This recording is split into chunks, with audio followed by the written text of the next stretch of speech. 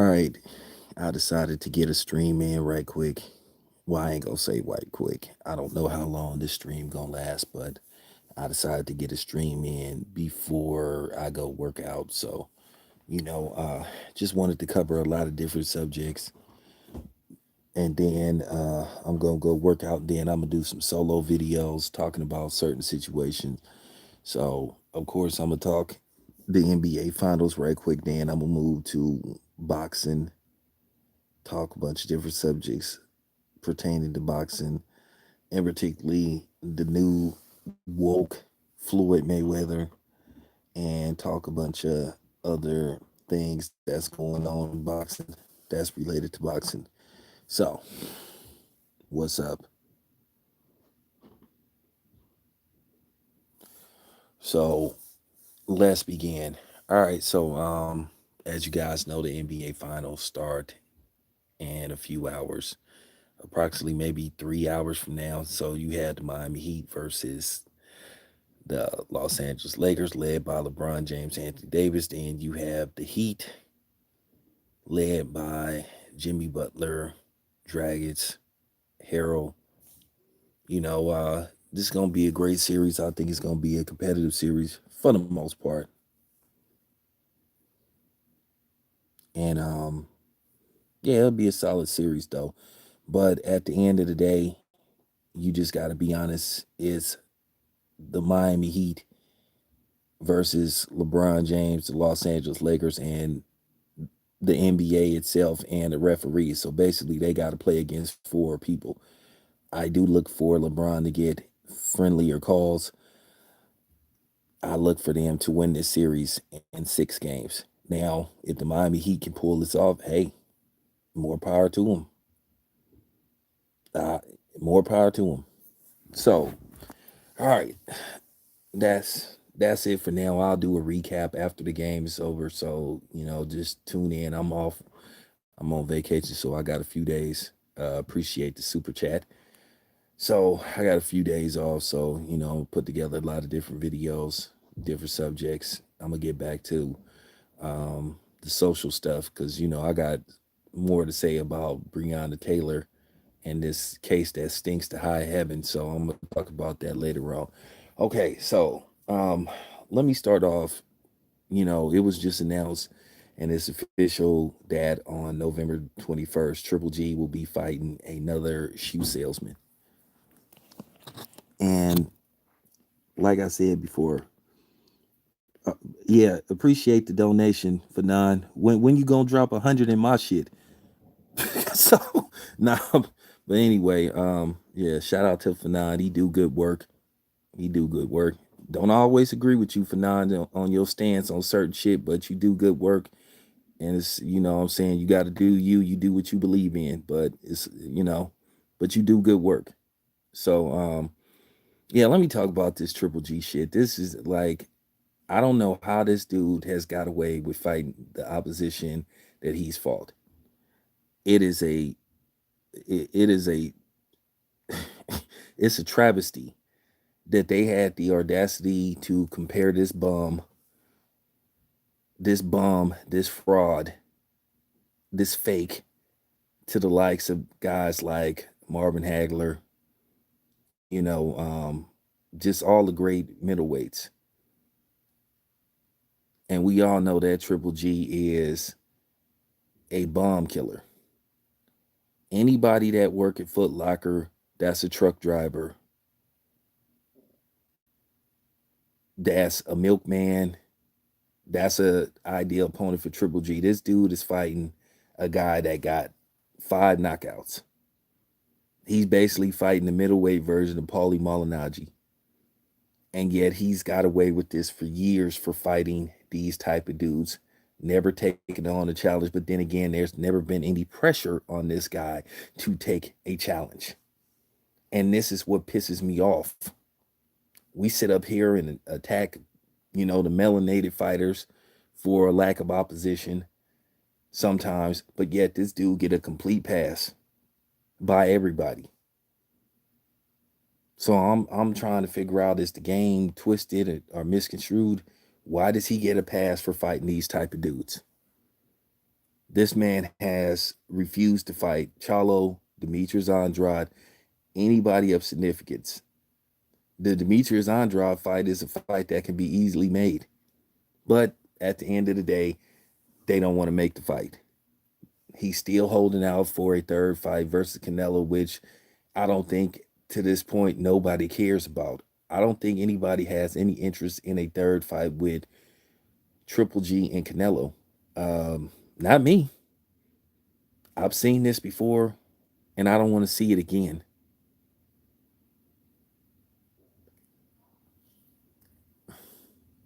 Oh, right on. Right on. Appreciate that. Appreciate that. But I've seen enough of this dude. And Triple G is not a Hall of Famer. And anybody that says he is, something is seriously wrong with you. That man ain't even remotely a Hall of Fame fighter. All right, appreciate that, Fanon. I was just joking, but hey, it's all good.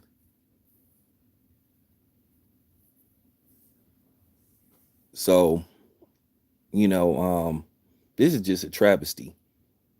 And he gets away with this.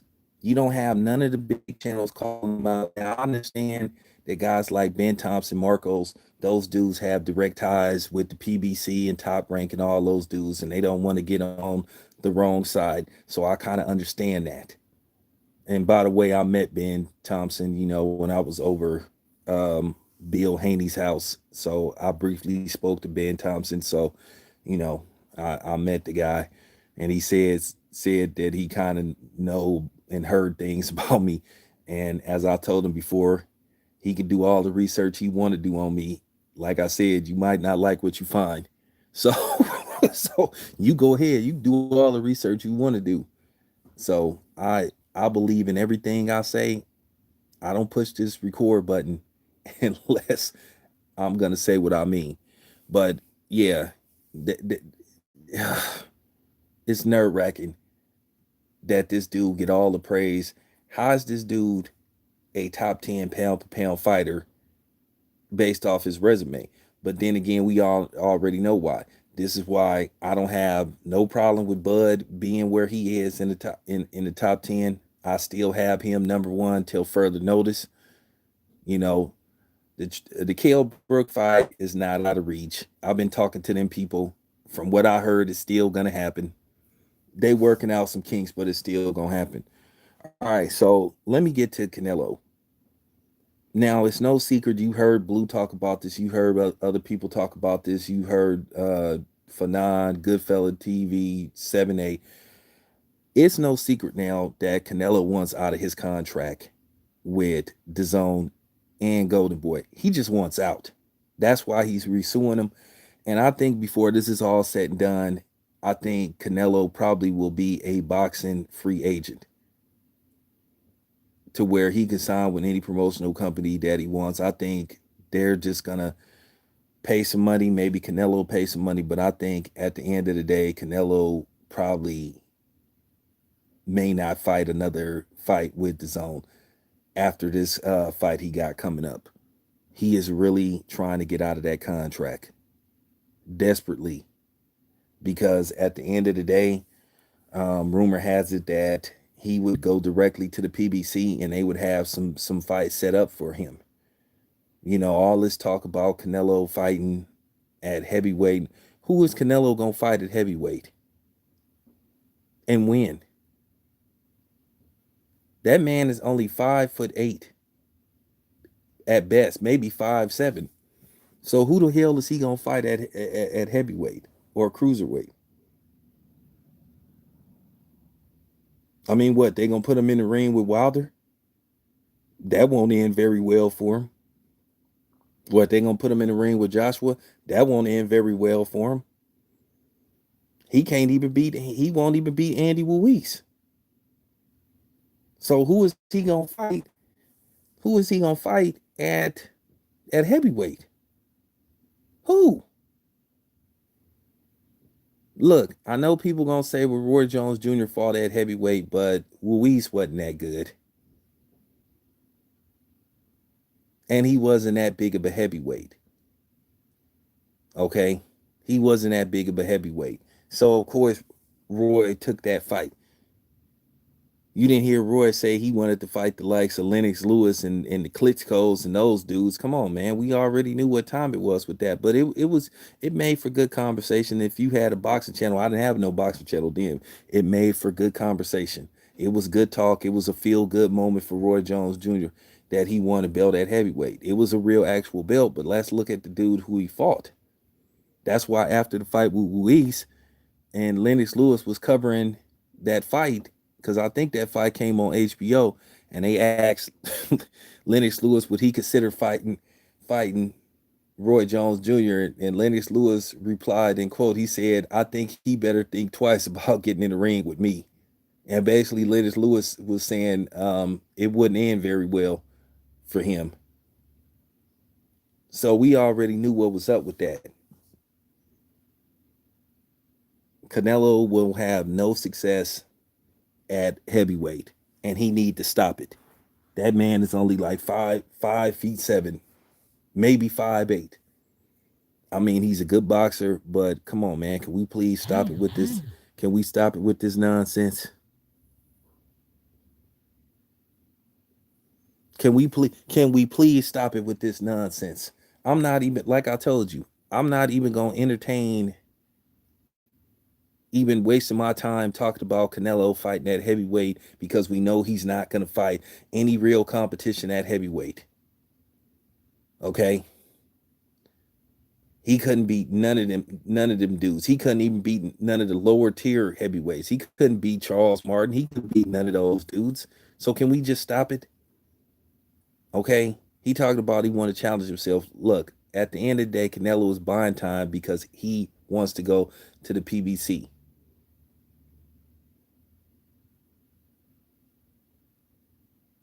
And that's basically the only way that you gonna see him in a match with Charlo.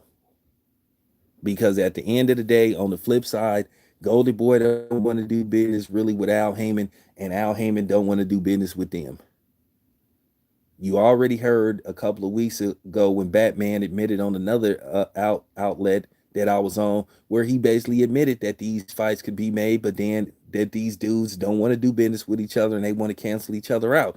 Which, like I say, in the end, the fans suffer. The fans are going to continue to suffer,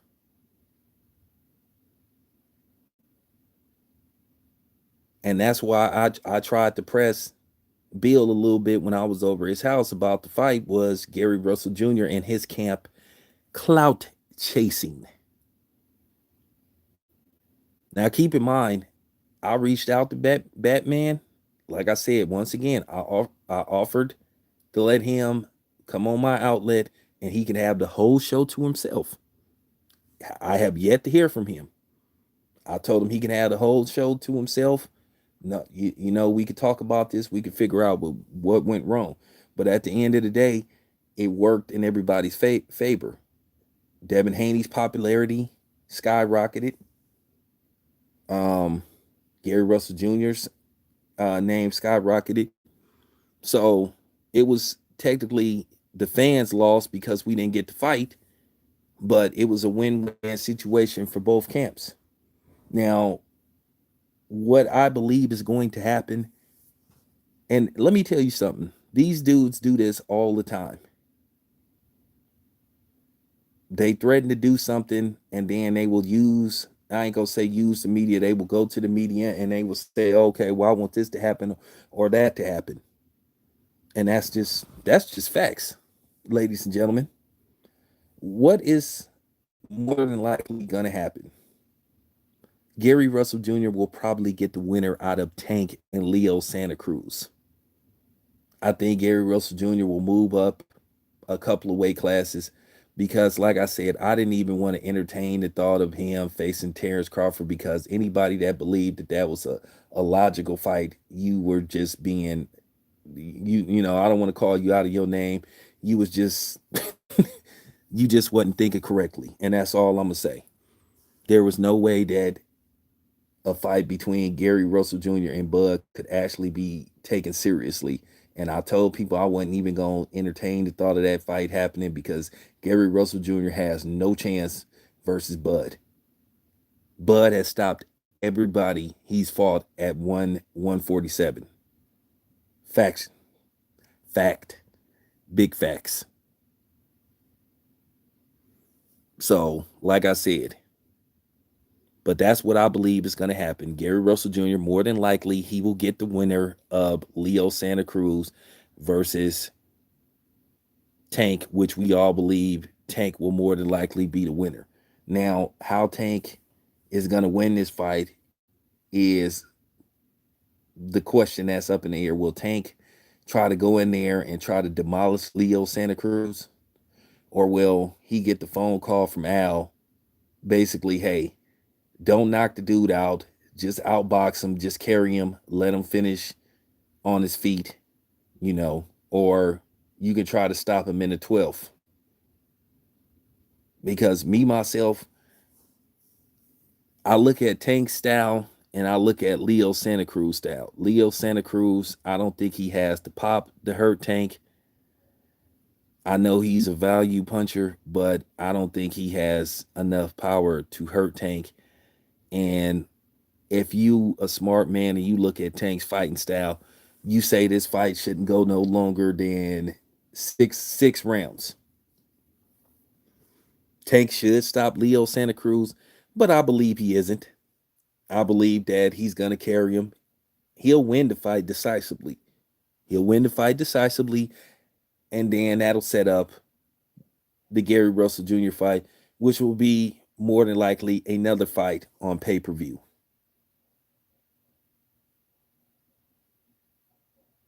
So that's going to be the master plan. And more than likely, I'm almost certain that's going to happen. I'm not going to say book it, but I think that's what's going to happen. They're not going to they're not going to make a fight with Tank versus Devin Haney at this point. I'm just keeping it 100. I'm just keeping it 100. Why would you do that when you can make, you know what I'm saying, when it'd be easier to make basically an in-house fight with two PBC fighters? Do I want it to happen? Yeah, absolutely. Will it happen? Probably not, or at least not for for the time being. You may see Devin Haney versus Ryan Garcia before you see Tank versus Devin Haney. I'm just keeping it. I'm just keeping it 100. I'm just telling the truth. And people need to hear this because, like I said, I'm not going to sit up here and bullshit y'all, and I'm not going to talk politics with y'all. I'm just telling y'all what be going on behind the scenes, which I think is a travesty. Okay, so let me get to the Charlo brothers. I don't think they release what the ratings was, what the pay-per-view sales was, the numbers for this particular fight, this particular card that just passed. By the way, for the most part, the two main events were great fights. But God, I'm sitting up there, talking to the brothers from the LDBC. We we all talking amongst each other, but and you gotta understand guys like 7-8 in the Midwest, Quest them is in the East Coast. So you gotta understand them dudes trying to stay up late to watch that fight. And that fight shouldn't have started at like almost 1 o'clock in the morning, Eastern time. They could have speeded up the process, but for the most part, the fights were entertaining.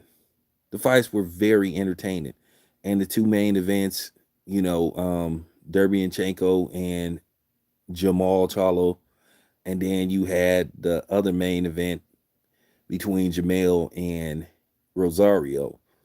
Um, both fights were great, and I'm gonna say this much: this is just real talk.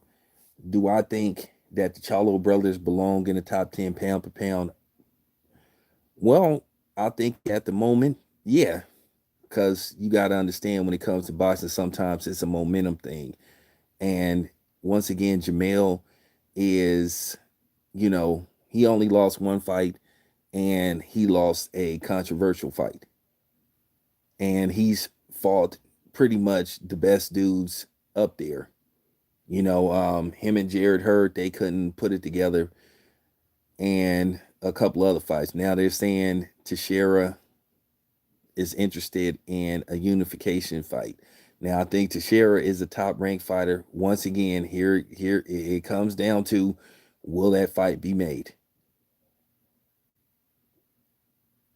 Can you get a unification bout made? Teixeira says he wants to fight. Jamel wants to fight. So can we get that fight? I don't know. I don't know. Do it make sense? Yeah. Will it happen? I don't know. Because anything in boxing that makes sense, it doesn't happen.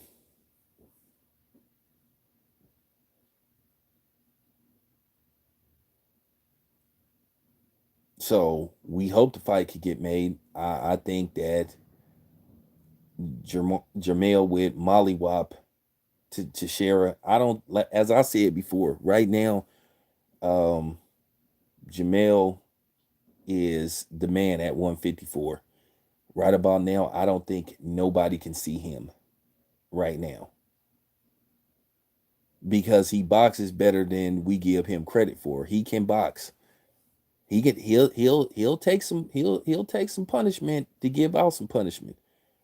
But I saw some things, and I did see some things in the fight that other fighters could possibly explore, but at the same time, they may pay for it in the long run. I did see that Jamel was being bothered by some of them body shots that Rosario was landing because you could see some of the looks on his face, and that's why he would start clenching and hugging, which you supposed to do because you don't want your opponent to see that he's bothering you and you want to slow down. Even in, I know technically extensive clinching and holding is supposed to be illegal, but they'll do it to slow down the other fighters' momentum. I saw some things that other fighters could exploit, but will they? But he did his thing, and Rosario was hurt bad in that fight because in one of the rounds, I think in between the sixth and the seventh round, he was starting to, he almost went to sleep in the corner because he was badly hurt. Now keep in mind, he went to the hospital. He just got released. I think he got released like on Monday or something, but he had to go to the hospital. He was seriously hurt in that fight. Now I know some people said, based off Jamel's performance, that elevated him to the top five. Okay, okay, cool. See, here's the thing. Here's the catch. Okay, if that's your okay, if him beating Rosario elevated him to the top five, right? According to some of y'all, then why? Once again, I got to go back to Bud. Why is Bud not in the top five according to some of y'all? When he beat Jeff Horn, the dude that beat Manny Pacquiao. See, a lot of dudes, you know what I'm saying, they try to change the narrative, like I say, for the people that they support. So that's all I'm saying. And Jeff Horn at the time was undefeated. Rosario had already been knocked out before. And if you want to get technical about Derbianchenko, whether you like Derbianchenko or not, Derbianchenko already had two previous losses, whether they was controversial or not. And on his record, it says that he had two losses. So like I said before, fighter. So I'm just saying you got to keep it right down the line. You can't sit up there and say, okay, well, so it doesn't matter who Jeff Horn has lost to since the Bud fight. Bud gave him his first loss. Okay? Because if you're going to try to pull that, then like I said, Danny Garcia already got two losses and he fighting Errol Spence. Okay? So, I mean, you just can't, at the end of the day, and I don't want to spend too much time talking about that, but I was trying to make a point. Now, me, myself, do I have the Charlos ranked in the top 10? Yeah. I got them ranked in the top 10 as a package deal. Now, I'm gonna tell you right now. Now, if Jamel fights Teixeira, and he beats Teixeira and he becomes undisputed, then you have to elevate him to the top 5, possibly to the top 3.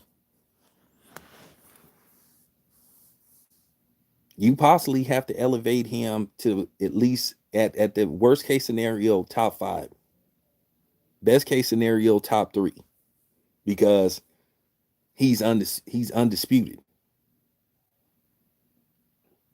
So that's how that works in my book. That's how he would make my top 5. But right now he in the top 10 without a shadow of a doubt. You would have to you would have to you would have to, because straight up, I'm I'm just I'm just keeping it 100. You would have to have that man in your top 5, worst case scenario, top 3, best case scenario, because he putting in the work.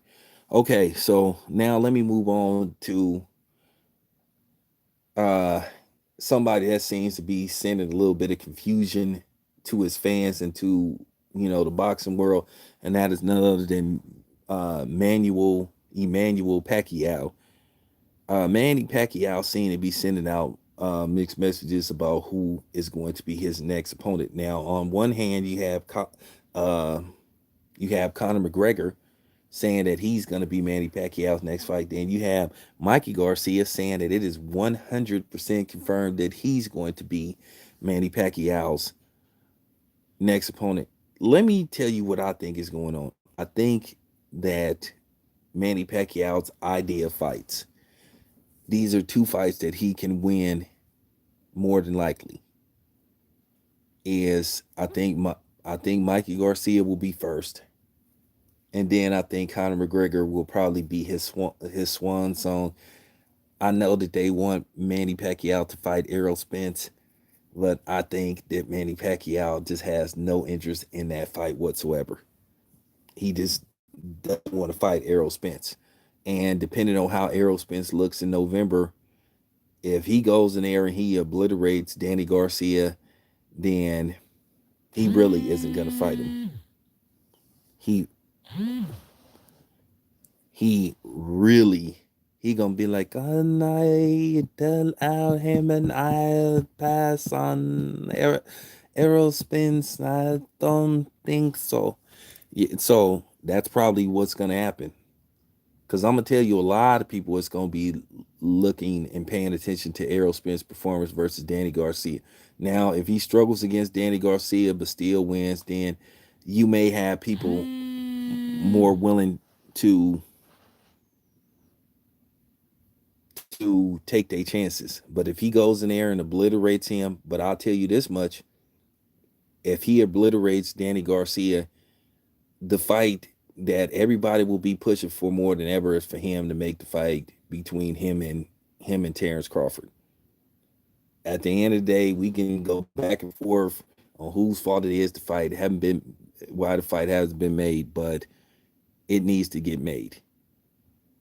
I know there's supposed to be this talk of collecting all the belts, but if that was true, Errol Spence wouldn't have fought Mikey Garcia if he was trying to collect all the belts. Mike Garcia was a money grab. It was a so-called popularity grab, you know, basically to try to enhance him being a pay-per-view star. But we all know most of the people that bought that pay-per-view that had this ridiculous this lack of morale, thinking that Mikey Garcia had a chance of winning that fight, were primarily Mexicans, and they believed it, even though anybody with common sense knew that Mikey Garcia didn't have a chance in 2 hells of winning that fight. But it was a good con job, and it is what it is. But one thing I could say, November 21st is, I could say, has a lot on the line as far as whether we may or may not get Errol Spence versus Manny Pacquiao. Like I said, if Manny Pacquiao sees some kinks in Errol Spence's armor, then he may consider fighting him. But if he goes in there, he dominates Danny Garcia after being out of the ring for over a year, and being in a car accident, Manny Pacquiao is not going to take that fight because Manny Pacquiao, at this point in his career, he doesn't want to be in a fight that he possibly gets the hell beat out of him. He wants to go out and win in fashion. He knows if he gets the hell beat out of him by Errol Spence, he feels like he lets down his countrymen in the Philippines, which at the end of the day, a loss is a loss. Because if that's the case, then Muhammad Ali let down us when he got demolished by Larry Holmes, and then he went on to lose to Trevor Burbick. So, you know, it is what it is. And I think Manny Pacquiao don't want to go out like that. That's just the honest to God truth. So I think his next two opponents is against, this is real talk. I think his next two opponents is going to be either Mikey Garcia and Conor McGregor, or Conor McGregor, Mikey Garcia. Fights that Manny Pacquiao think that he could win, and I think he would be both of them because Mike Garcia, he has a good ring IQ, but he don't have the IQ that Marquez had. Marquez was a hell of a counterpuncher, and he was willing to take punishment to give out punishment. And Mikey Garcia would have to change his whole style of fighting to be able to compete with Manny Pacquiao. Just as far as that style go, it favors Manny Pacquiao. And that's just real talk. All right, so with that being said, let me move on to Errol Spence versus Danny Garcia. Now, it appears that Errol Spence has been sparring, which is good for him. Uh, they leaked out some footage of Errol Spence sparring, which I give a damn about. Like I said, sparring don't really mean nothing. Like I said, unless you doing a video and you trying to make a comparison to like hype up a fight. Because at the end of the day, sparring has much to do about nothing. But like I said, it makes good conversation. It makes for a good video, but at the end of the day, it really don't mean a damn thing until you actually get in the ring and you fighting without headgear on and you in an actual fight. That's when it matters. We all know sparring, you got headgear on, you got 18-ounce gloves, in some cases people, wear, padding, so they don't get hurt, to the ribs and all that kind of stuff. So, like I said, I take sparring with a grain of sand. Now, okay, so the good news is Errol Spence and Danny Garcia may be held at Cowboy Stadium with limited fan seating. Now, keep in mind, Blue, you made a little bit of a mistake. Cowboy Stadium can hold up to 100,000 because when they had the Super Bowl there, they had like 100,000. So technically, Errol Spence and Danny Garcia, if they really want to go like full throttle, keep in mind, they can sell some floor seats. They could possibly do, technically, they could probably do 25, to be honest with you, and be okay and still practice social distance. Now, if this fight is official, if they officially say that it's gonna get made in Texas, I may go to that fight. I may actually I may actually go to Dallas. I may actually go to Dallas and watch that fight. And it comes down to how much the tickets are. I may actually go to Dallas and watch that fight. If they don't try to, you know what I'm saying, if they don't try to finesse me on the ticket sales and I don't have to go through, hell and high water to get tickets. But I'm looking right now. After this stream is over, I'm gonna go look at some round trip flights to Dallas. Look at some hotels. I may fly in.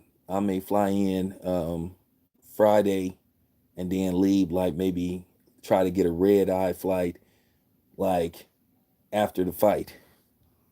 But I may seriously go to that fight.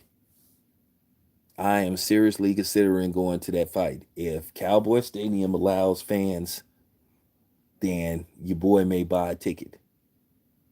And that's just real talk. But I think that's a good thing that they may allow fans, because at the end of the day, it come down to the bottom line, which is the almighty dollar. Now, I can make a big stink about the whole dealing with Jerry Jones thing, but I'm not going. I'm gonna separate that. I'm gonna separate that from Errol Spence and Danny Garcia. But if you know what I'm saying, if Jerry Jones allows that fight to take place in Cowboy Stadium, I may consider going. I think that'll be cool because I've never been to Dallas before. I've been to Houston before, but I've never been to Dallas. So, who knows? You may see me there. You may see me there. So if they, like I said, I like the idea that if they can find a way to get that fight with a live audience, that's more money for Errol Spence and Danny Garcia. Because then you really can sell the pay per view because it has a live audience there. So yeah, I like the sound of that. All right, last subject. All right, so Floyd Mayweather apparently seems to have ties to Breonna Taylor. Okay, I think he may know some people in her family, but now all of a sudden Floyd Mayweather is hollering about basically culpability and accountability, and you know police being punished for dastardly deeds, hollering about the death penalty and life in jail.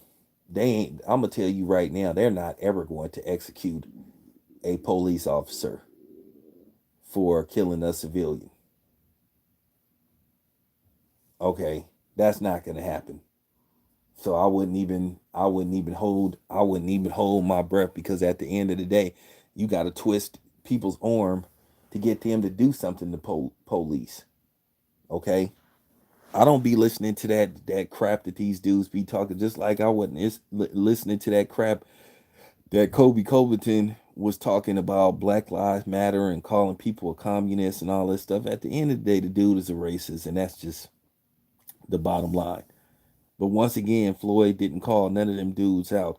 So it's hard for me to believe in this new woke Floyd, because it always comes across as disingenuous and Floyd trying to push something, because it just seems that it's self-serving. Keep in mind, this is the same Floyd Mayweather that lied on the black community and said that basically the black community never supported him and bought his fights, that he got where he was because of Mexicans, which that's a total lie. That is just a flat out lie.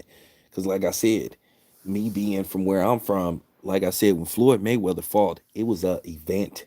It was a event. Like I said, people used to charge money, have parties for Floyd Mayweather. These was black people. These was black households. So for him to say something like that, which is a flat out lie, it make you not trust Floyd, and it make you not believe in him. Because keep in mind, nobody back in the day defended Floyd Mayweather more than I did. But then Floyd got to the point to where you couldn't defend him. Keep in mind, Floyd was talking that all lives matter crap, and we already know that all lives don't matter. That's been proven time and time again. Like I say, any white person that say that to me, I look at them as a white supremacist. Any Mexican or Asian that say all lives matter, I look at them as being a white supremacist or practicing white supremacy. Okay? It ain't it ain't no compromise when it comes to that. Flat out. It's some things I'm a compromise with, and it's some things that I'm not. And like I said, Floyd Mayweather was dissing the black community on several occasions. So now all of a sudden, we supposed to believe in this new woke Floyd. Now some people gonna say that it's about time, because yeah, they want to probably do some business with Floyd. They may want to get an interview with Floyd down the line. But as I said before, I don't need Floyd. I've already interviewed Floyd before. I already met Floyd before. I don't need Floyd. Okay? I don't need his press credentials. I don't need to be around him and his entourage to feel like I'm relevant. I already know I'm relevant. Okay? But yeah, keep in mind, it's the same Floyd that said all lives matter, who said the black community look didn't support him, who went in the Gucci store, scoffed at the black community, who said he was a leader, not a follower, showed no support for Colin Kaepernick. Once again, he hollered that I'm a leader, not a follower. But when he was trying to sell the Conor McGregor fight, he tried to insinuate that Conor McGregor was a racist, which I do think Conor McGregor is a lightweight racist because Conor McGregor has said some suspect stuff before. So I need somebody to explain to me where am I lying about, you know, Conor McGregor. So where am I lying about Floyd Mayweather? Floyd Mayweather will use race to sell a fight.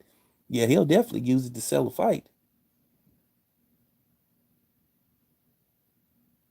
And then it's just some other things that Floyd did that bothered me. He went out of his way.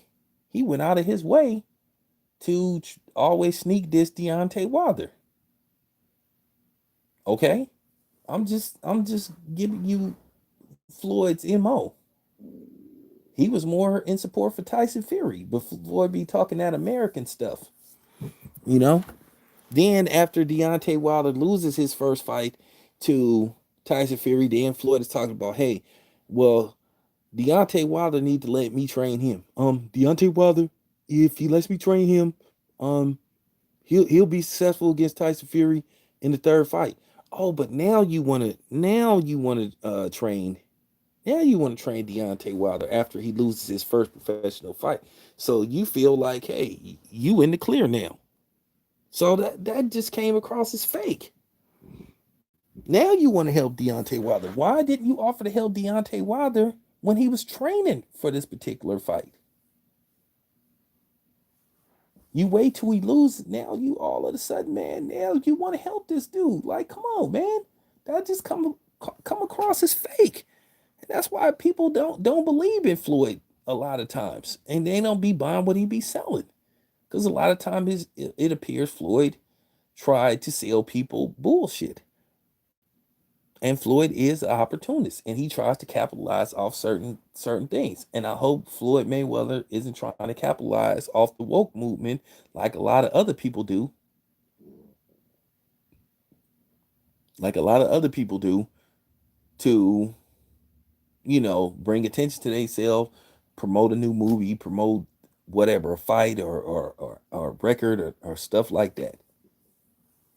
So like I said before, if Floyd is wondering why some people ain't buying new woke Floyd. Well, Floyd need to look at himself in the mirror.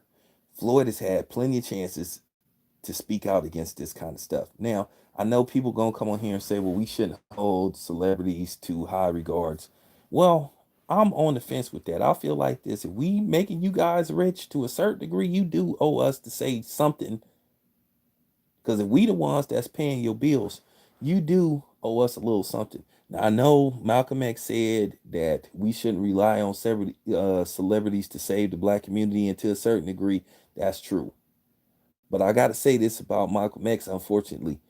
More people, I'm going to tell you right now, in Malcolm X's death, people have made money off his likelihood and his likeliness than he did. Malcolm X died with no money. Malcolm X died broke. And I'm just keeping it 100. I know this gonna piss a lot of people off, but then again, I wish somebody would say something to me or try to diss me.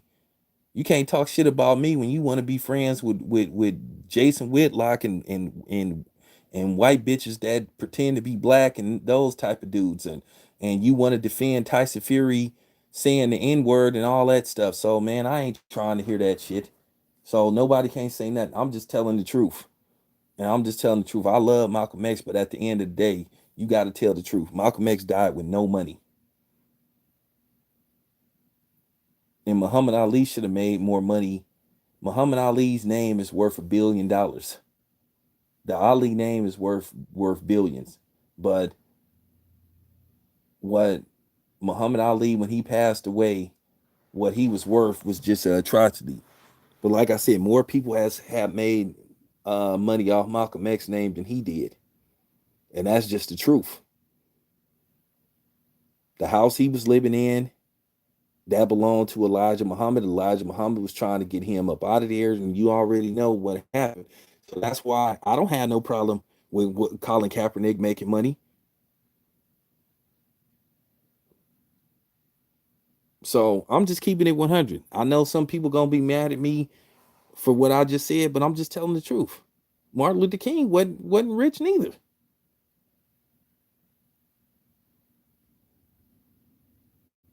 But yet you didn't have not only white people profit, I mean, not only black people profit off of Martin Luther King's likelihood, white people making t-shirts, printing "I Have a Dream." Same thing with, you think all these people that be selling Malcolm X shirts and shit is black?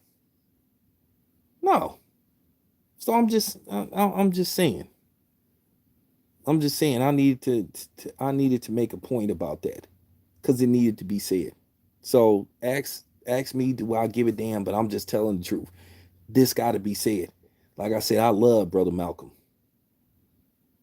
I love Brother Malcolm because he said in one of his speeches that he said that Oakland, specifically Oakland, had real dudes out here in Bay Area do.